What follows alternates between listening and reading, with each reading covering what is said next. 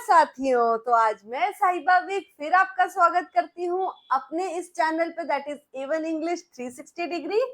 तो बेटा आज आपके लिए लेके आई हूँ बहुत ही मुख्य poem, that is of time. Of time is the poem of William Shakespeare. William Shakespeare का सोनेट है ये, और ये समय के ऊपर है, यानी कि how the decay of time, जो टाइम है वो कैसे चीजों को डिके कर देता है, कैसे चीजों को नष्ट कर देता है, डिस्ट्रक्शन कर देता है चीजों की। And time is powerful then everything else in the world. समय सबसे ज्यादा बलवान है। So this is a sonnet written by William Shakespeare. ये विलियम शेक्सपियर है जिन्होंने ये सोनेट लिखा है ऑफ टाइम, और इसका दूसरा नाम क्या है? Since brass. इसका दूसरा टाइटल है since brass nor stone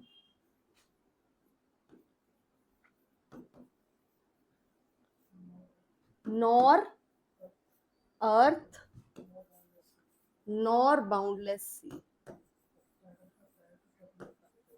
Nor boundless sea.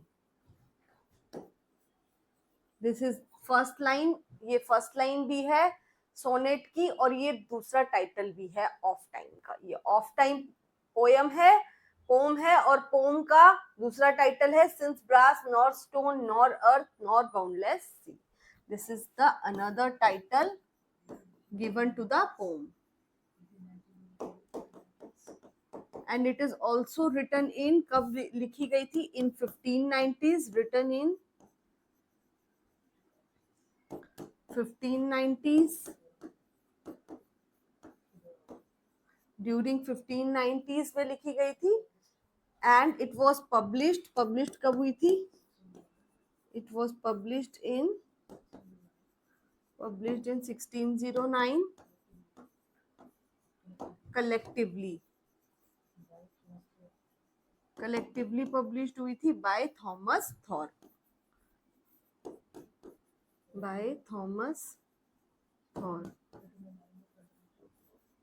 It is written in iambic pentameter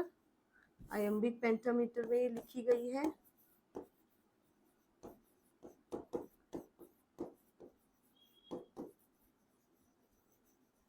And it tells about the power of time. Power of time के बारे में बताते हैं कि टाइम कितना पावरफुल है, एंड टाइम डिकेज एवरीथिंग। जो समय है वो सब कुछ नष्ट कर देता है। तो चलते हैं बेटा अपनी पोम के number 65, that is of time, यानी कि समय के ऊपर। समय इतना बलवान है कि समय से कोई नहीं बच पाया। समय राजा को रंक बना देता है, रंक को राजा। तो समय पे यूं ही मुझे एक शेर भी याद आ रहा है, तो सुना ही देती हूँ। समय इसी का नाम, समय इसी का नाम, इसी में सब बह जाते हैं, रह जाते हैं जो शेष, वही इतिहास बनाते हैं। तो समय के प्रभाव से जो शेष रह जाते हैं वही इतिहास बनाते हैं। तो चलते हैं आज की अपनी सोनेट की तरफ, जो कि है number 65 of time. So of time, जिसका अनदर टाइटल है since brass nor stone nor earth nor boundless. ये इसका सेकंड टाइटल है, और ये इसकी फर्स्ट लाइन भी है पोम की। सो ये जो पोम है ये एक सोनेट है बेटा, हमें पहले से ही पता है। 14 लाइन में लिखा गया है। इसके बारे में हम आगे आगे और जानेंगे। इसकी राइमिंग स्कीम क्या है, इसमें कौन कौन सी फिगर ऑफ स्पीच आई है। तो बेटा since brass nor stone nor earth nor boundless, यानी कि ना तो तांबे का कोई भी टावर इतना शक्तिशाली है, यानी कि इवन दो, सिंस का क्या मतलब होता है? इवन दो ब्रास मतलब तांबे के टावर, इवन दो तांबे के जो टावर हैं, इवन दो पत्थर की बनी हुई इमारतें हैं, नॉर अर्थ यानी कि जो धरती है, और ना ही ये लिमिटलेस समुद्र। ठीक है, तो इवन दो ये सब अपने आप में ये सारी चीजें अपने आप में माइटी हैं, बहुत ताकतवर हैं, बहुत स्ट्रॉन्ग है इवन दो, और शायद धरती पे सबसे स्ट्रॉन्गेस्ट चीजों में काउंट होती हैं। क्यों होती है सबसे स्ट्रॉन्गेस्ट चीजों में? बिकॉज मेटल में हार्डेस्ट माना जाता है ब्रांस को।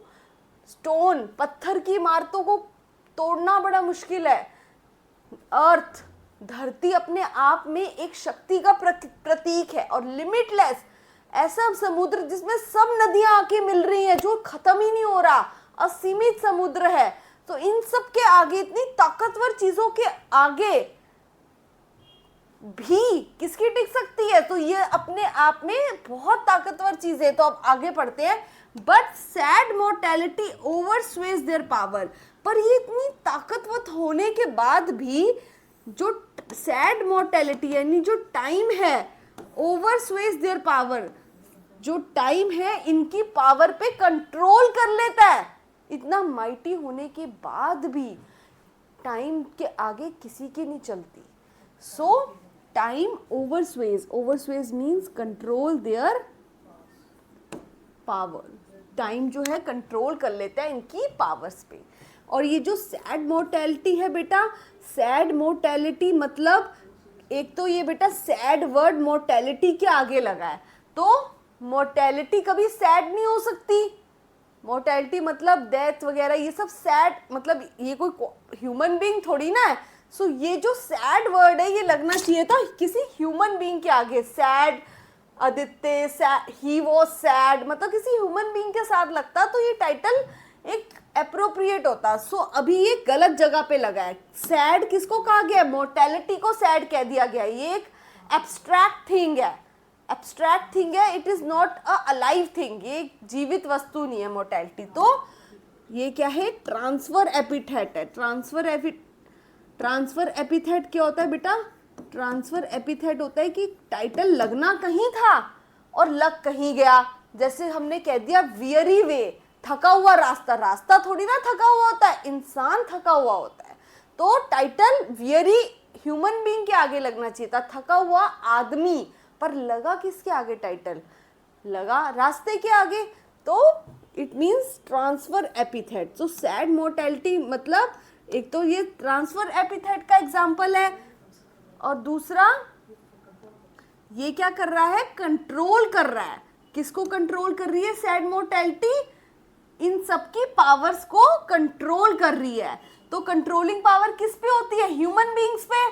तो इसलिए टाइम कंट्रोल कर रहा है। तो इसका मतलब इसमें क्या है? इसमें सैड मोर्टेलिटी में एक पर्सोनिफिकेशन भी आया है। पर आपको बेटा जो ऑप्शंस आएंगे एग्जाम में, आपको उसके अकॉर्डिंग देखना है कि अप्रोप्रिएट आंसर क्या बनेगा। अगर ऑप्शन में ट्रांसफर एपिथेट के हिसाब से दिया है तो आपको वो टिक करना पड़ेगा। अगर पर्सोनिफिकेशन के हिसाब से है तो आपको उसके साथ जाना होगा। ठीक है, ये सब मैटर करता है। तो how with this rage shall beauty hold a plea, यानी कि कैसे, कैसे रेज मतलब एंगर। सो कैसे beauty hold a plea, plea मतलब रिक्वेस्ट, एक रिक्वेस्ट को होल्ड करना। क्या रिक्वेस्ट? प्रोटेक्ट करने की एक request. So how can beauty hold a plea, यानी कि हाउ कैन ब्यूटी अपने आप को होल्ड कर सकती है, अपने आप को प्रोटेक्ट कर सकती है ब्यूटी। किससे? समय के प्रभाव से। So how can beauty, how with this anger of time, so how with this anger of time shall beauty hold a plea, जो ब्यूटी है वो अपने आप को क्या कर सकती है? प्रोटेक्ट कर सकती है। Plea means protect. So how can beauty protect itself from the anger of the time. So this is also a personification. ये भी पर्सोनिफिकेशन का एग्जाम्पल है। कैसे?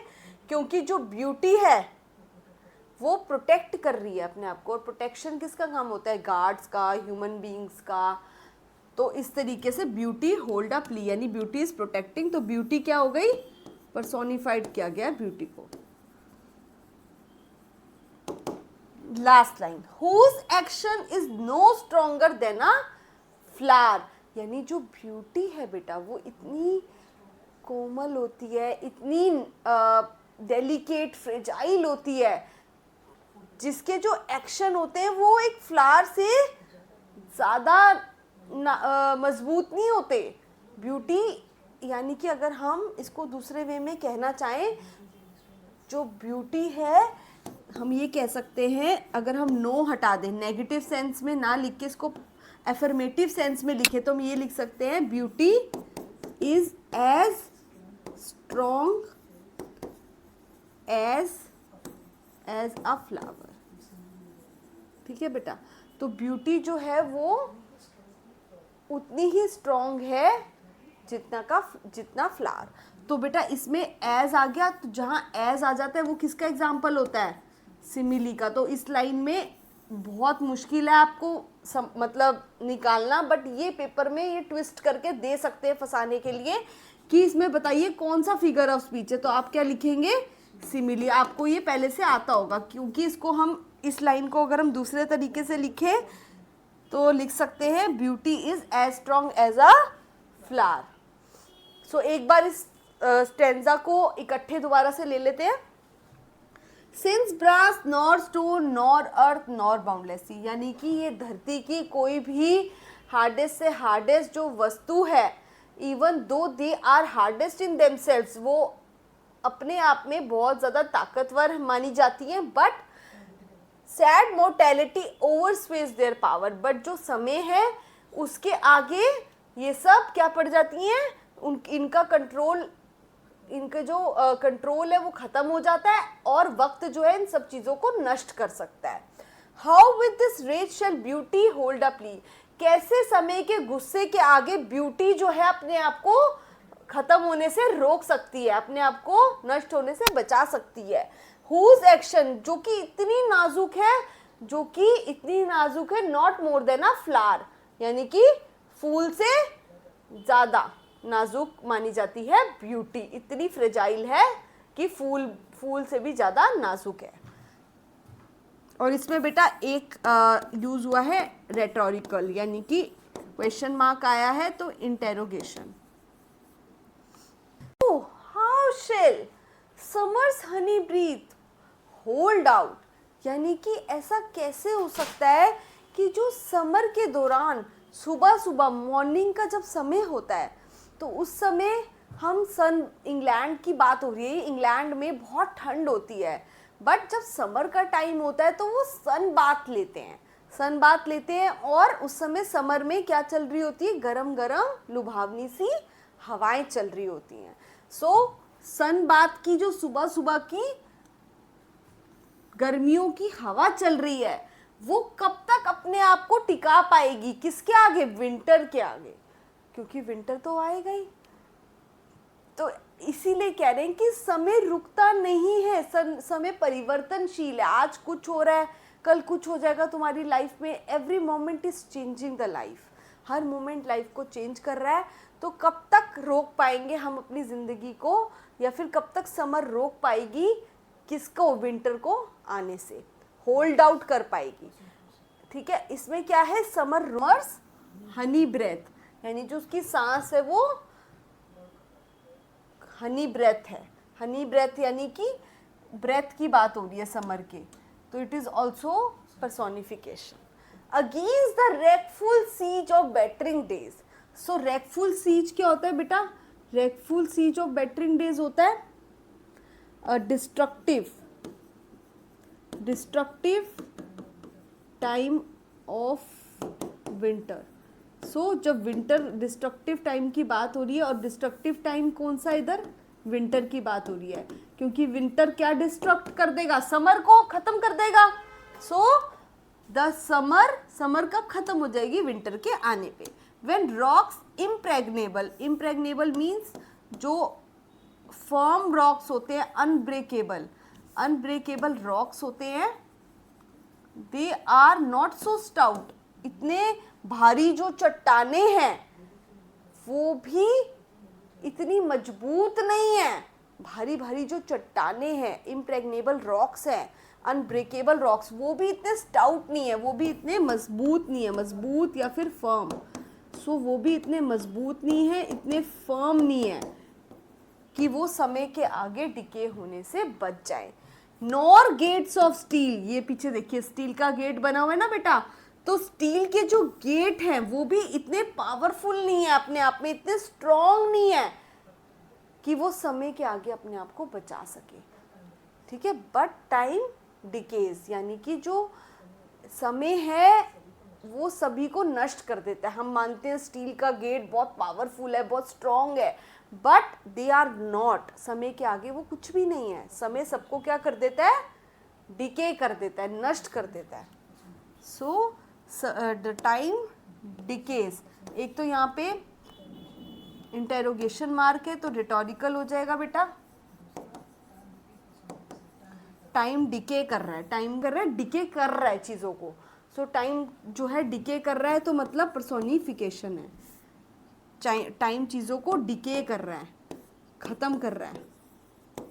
हम जैसे ख़त्म कर देते हैं ना किसी भी चीज़ को, डिके कर देते हैं, दबा देते हैं, ख़त्म कर देते हैं, तो टाइम का पर्सोनिफिकेशन हो रहा है। O fearful meditation where alack, हे भयावे चिंतन, क्या भयावे चिंतन है, क्या कौन सी मेडिटेशन, कौन सी सोच उसको डरा दे रही है। Shall time's best jewel from time's chest lie hid, यानी कि ये चिंतन मुझे डरा दे रहा है। क्या चिंतन, कि क्या मैं बेस्ट ज्वेल, यानी कि समय के सबसे प्यारी ज्वेलरी, सबसे खूबसूरत ज्वेलरी यानी beauty, is talking about the beauty.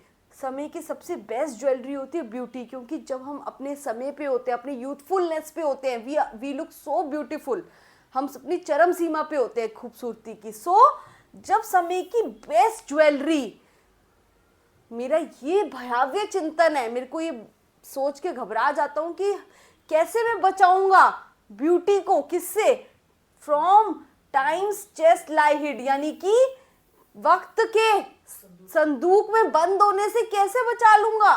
वक्त किसी को नहीं छोड़ता, वक्त पे हर किसी का प्रभाव पड़ता है, तो मैं कैसे बचा लूंगा।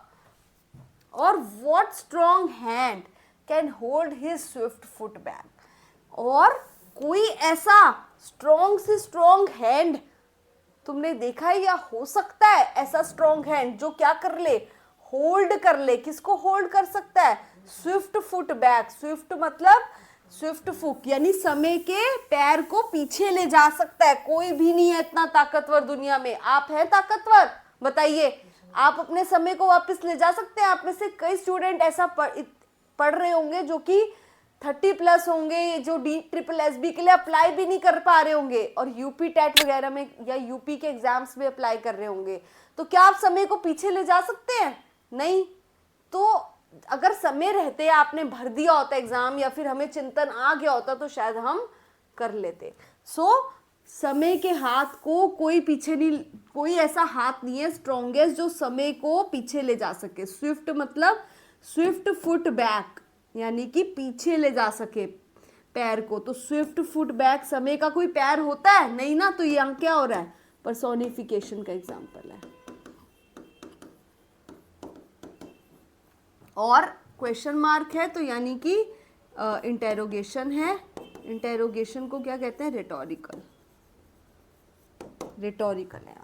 और who his spoil of beauty can forbid, और क्या हु हिज, कोई ऐसा है जिसकी, जो मना कर सके, किस बात को मना कर सके, जो फॉरबिड मीन्स टू से नो, फॉरबिड मीन्स अपने आप को मना कर सके। क्या कोई ऐसा है जो मना कर सके अपनी ब्यूटी को स्पॉइल होने से, कोई बचा सकता है, कोई मना कर सकता है, कोई भी नहीं है ऐसा, देयर इज नो वन, क्योंकि ऐसा हो ही नहीं सकता ना, समय के हिसाब से होना ही है नष्ट। O none unless this miracle have might, O none मतलब नहीं, नहीं ऐसा कोई भी नहीं है जो समय के प्रभाव से बच सके, चाहे वो ब्यूटी क्यों ना हो।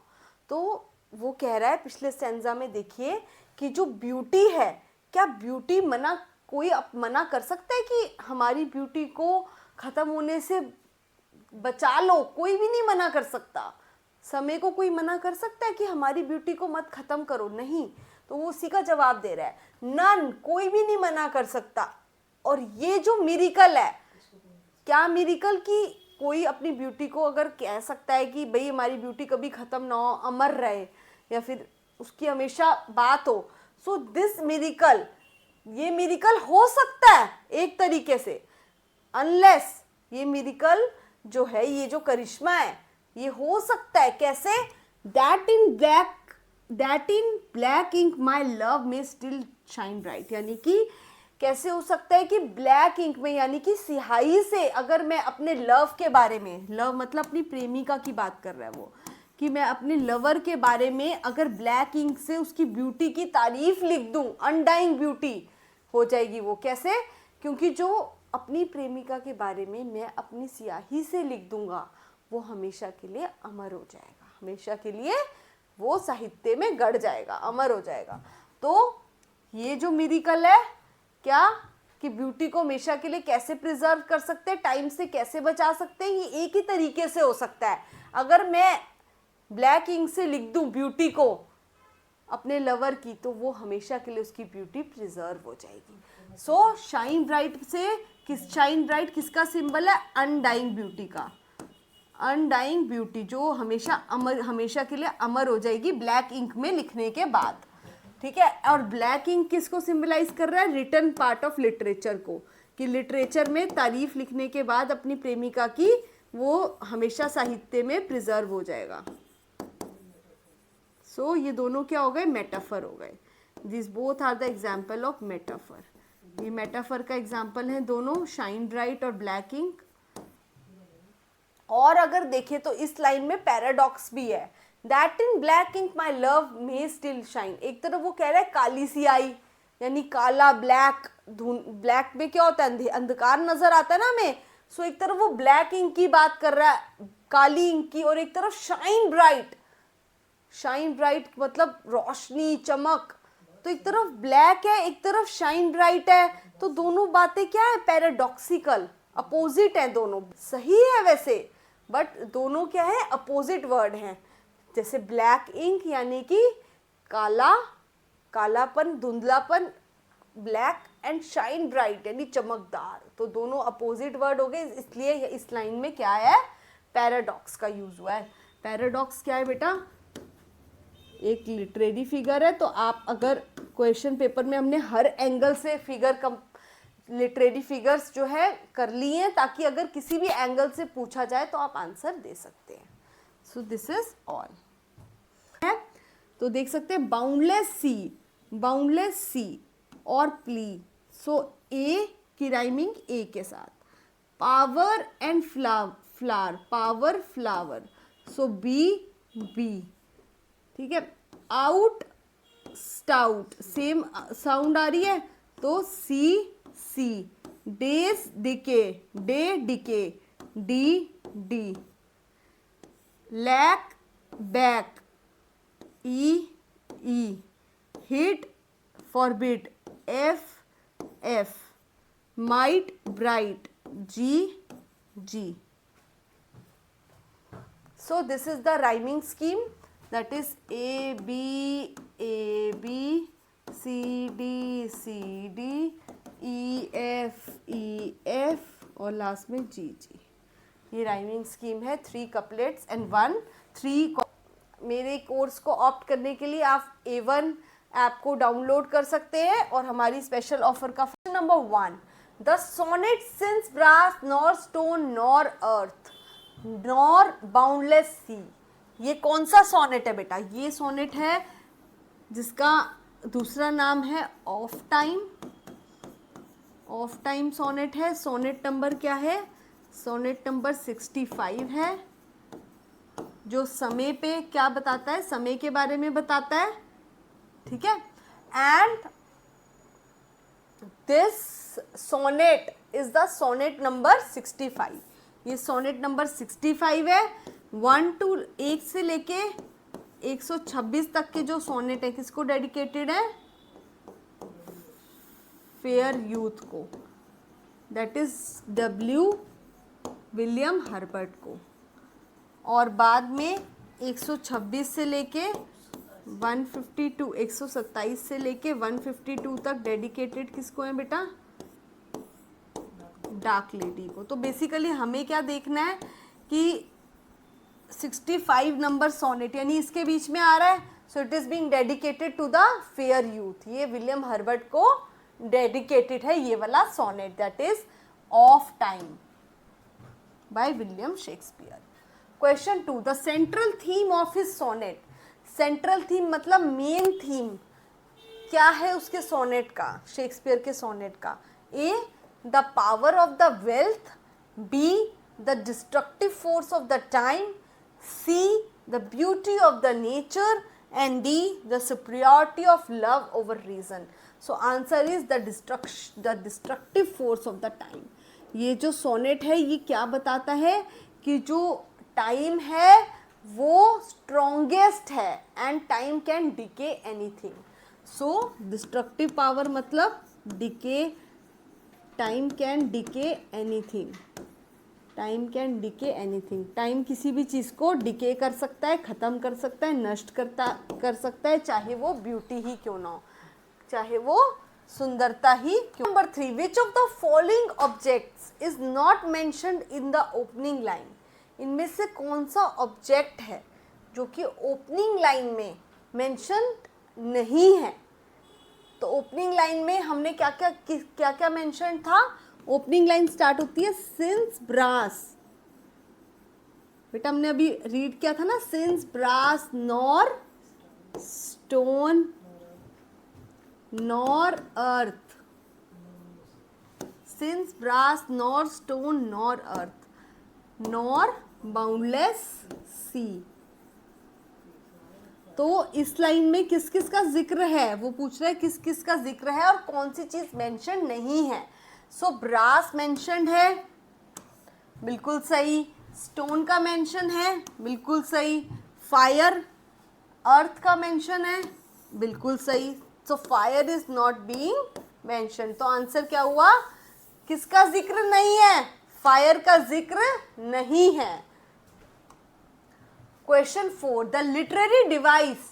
जो लिटरेरी डिवाइस है किसमें, brass nor stone nor earth nor boundless सी में कौन सी लिटरेरी डिवाइस का यूज हुआ है। सो बेटा it is the use of anaphora, anaphora का यूज हुआ है। बिकॉज नॉर नॉर ये एक पूरा फ्रेज है, उसके बाद कॉमा है, तो यानी कि एक पंचुएशन मार्क है, फिर एक पंचुएशन मार्क है, तो ये एक फ्रेज बन गया। सो हर फ्रेज में क्या रिपीट हो रहा है, हर फ्रेज के बाद नॉर रिपीट हो रहा है, nor stone nor earth nor boundless sea. तो रेपिटेशन ऑफ हर फ्रेज की स्टार्टिंग में जो वर्ड है वो रिपीट हो रहा है, दैट इज नॉर। तो नॉर की रेपिटेशन हो रही है बार बार, it is anaphora. Question 5, sad mortality oversways their power suggest that. जो सैड मोर्टेलिटी है यानी कि जो टाइम है वो ओवरस्वेज यानी कंट्रोल कर लेता है। टाइम किसको कंट्रोल कर लेता है बेटा, इसका क्या मतलब है, टाइम किसको कंट्रोल कर लेता है, टाइम जो है हर चीज पे हावी हो जाता है, टाइम के आगे कोई भी चीज नष्ट होने से नहीं बचती। तो यानी कि मोर्टेलिटी इज पावरलेस या death over rules the strongest elements, nature defeats the death और beauty overcomes the time. Basically the answer is death over rules, यानी कि सैड मोर्टेलिटी क्या होता है, डेथ। जो डेथ होती है वो ओवर रूल कर देती है, किसको ओवर रूल करती है, स्ट्रॉन्गेस्ट एलिमेंट्स को। स्ट्रॉन्गेस्ट एलिमेंट्स क्या थे, जैसे कि ब्रास, स्टोन, बाउंडलेस सी, अर्थ, ये सब स्ट्रॉन्गेस्ट चीजें थी, इनको भी नष्ट कर देता है टाइम। सो टाइम यानी कि डेथ, डेथ आनी ही है, उसको कोई रोक नहीं सकता। तो डेथ जो है इन सब चीजों को क्या कर देता है, नष्ट कर देती है। Question 6, the rhetorical question. एक क्वेश्चन है, how with the anger, rage means anger, how with the anger, किसका एंगर, टाइम का। How with the anger shall beauty hold a play, कैसे जो है एंगर, किसका एंगर, टाइम के एंगर के सामने ब्यूटी टिकेगी, नहीं टिक सकती। अपने आप को ब्यूटी कैसे प्रोटेक्ट करेगी टाइम के एंगर के आगे। So A confidence of beauty, B helplessness of beauty against time, C endurance of beauty, C permanence of nature. So it is reflecting the helplessness of beauty against the time. Beauty अपने आप को helpless महसूस कर रही है, यानी कि वो ब्यूटी महसूस कर रही है कि मैं कुछ नहीं कर सकती, मैं बेबस हूँ टाइम के आगे, मैं अपने आप को नहीं बचा पाऊंगी क्योंकि समय सबको नष्ट कर देता है। Question 7, the sonnet is written in which prosodic pattern, जो सोनेट होता है वो किस प्रोसोडिक पैटर्न में लिखा गया है। कौन सा सोनेट की बात हो रही है इधर, ऑफ टाइम, जो भी मैंने आपको पढ़ाया। तो ये कौन से पैटर्न में लिखा गया है, एक iambic tetrameter, B iambic pentameter, C trochaic tetrameter और D free verse. So it is iambic pentameter. Question 8, the rhyming scheme of the sonnet, sonnet की राइमिंग स्कीम क्या है बेटा। मैंने आपको बताया था कि हर स्टेंजा में, हर स्टेंजा जो है सेपरेट राइमिंग के साथ बना हुआ है, यानी इंटरलिंक्ड नहीं है राइमिंग। जैसे इंटरलिंक्ड क्या होता है, ए बी फिर बी से शुरू होएगा, बी सी, तो ऐसा नहीं है।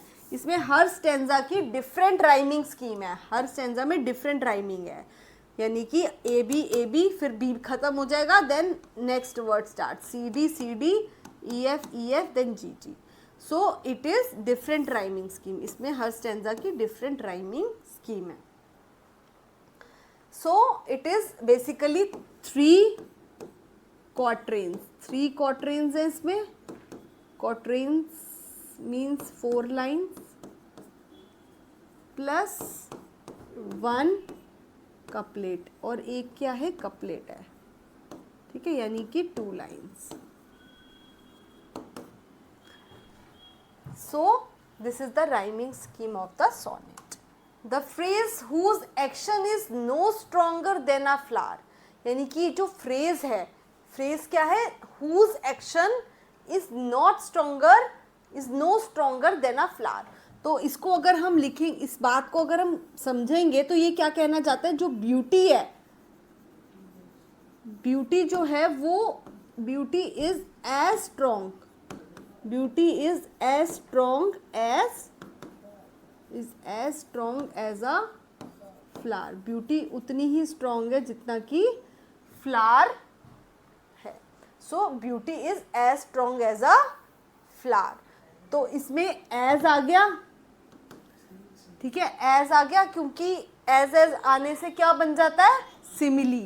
एज, सो, लाइक जहाँ पे आ जाए वो क्या बन जाता है, सिमिली। तो it is an example of simile, इसलिए हमारा आंसर क्या होगा, simile.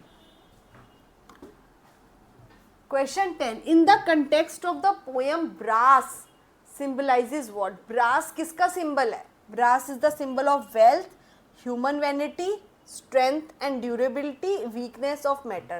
So brass is the symbol of strength and durability. brass ताकत का सिंबल है, ड्यूरेबिलिटी का सिंबल है, because it is the hardest metal. Question 11, time, time in the sonnet is personified as, time जो है उसको पर्सोनिफाइड किया गया है, time in the sonnet is personified. कैसे पर्सोनिफाइड किया गया टाइम को, टाइम को कहा गया है it is a destroyer, time एक डिस्ट्रॉयर है, एक मारने वाला, एक संहार करने वाला है, तो इसलिए पर्सोनिफाई किया गया है कि कोई भी संहार करता है या मारता है तो उसको डिस्ट्रॉयर कहते हैं। Question 12, the concluding couplet suggest, जो कंक्लूडिंग 2 लाइनें हैं वो क्या बताती हैं, A only monuments preserves the beauty, B memory preserves the beauty, C writing preserves beauty और D death preserves beauty। जो लास्ट की 2 लाइनें हैं वो हमें बताती हैं कि जो राइटिंग है, यानी कि जो ब्लैक इंक में लिखा गया है, वही मेरे प्रेम को बचाएगा। जो ब्लैक इंक में मैंने अपनी बातें लिख दी हैं प्रेम के बारे में, वही रहेंगी लिखी हुई, छपी हुई, और उन्हीं को ही लोग इतिहास में पढ़ते रहेंगे। बाकी सब नष्ट हो जाएगा, बाकी सब क्या हो जाएगा, नष्ट हो जाएगा। So the things I have written in the black ink, जो ब्लैक इंक में मैंने अपना क्या लिखा है, ब्लैक इंक में लव लिखा है, in black ink I have written my love, तो वो हमेशा लव जो है हमेशा रहेगा। Question 13, the figure of speech in O powerful meditation. कौन सी फिगर ऑफ स्पीच यूज हुई है ओ पावरफुल मेडिटेशन में? A apostrophe, B alliteration, C metonymy और D euphemism. So it is apostrophe. Apostrophe का यूज हुआ है because it is like O powerful meditation, हे भ्यावे चिंतन, so it is apostrophe. Which idiomatic meaning fits the line in black ink my love may still shine bright? कौन सा जो phrase है, इडियम है, इसको बेस्ट सूट कर रहा है कि जो ब्लैक इंक में मेरा लव लिखा जाएगा, मेरे प्रेम की बातें लिखी जाएंगी, वो हमेशा साहित्य में चमकती रहेंगी। So it love fades with the time, writing immortalizes love, ink symbolizes corruption, love needs secrecy. So it means B, that writing क्या करता है, immortalizes the love। जो writing है, जो लिखी हुई चीज है, वो लव को अमर कर देती है, लव को क्या कर देती है, इमोर्टल कर देती है, यानी लव को हमेशा के लिए अमर कर देती है। Question 15, this sonnet was first published in, ये सोनेट सबसे पहले पब्लिश्ड हुआ था किसमें, in 1609 in Shakespeare sonnet, Shakespeare की सोनेट्स कोरेटो में पब्लिश्ड हुआ था। Question 16, the tone of the poem, poem की टोन क्या है? A joyful and optimistic, B melancholic and contemplative, C humorous and playful, D patriotic and proud. So the tone of the poem is melancholic and contemplative. जो poem की tone है वो melancholic क्यों है? क्योंकि जो पोएट है वो mournful है, यानी mournful यानी दुखी है इस बात को लेके कि कुछ भी नहीं बचता, टाइम जो है वो सब चीजों को नष्ट कर देता है, डिके कर देता है। So time decays everything, so poet is mournful, poet mournful है इस बात को लेके दैट टाइम डिकेज एवरीथिंग।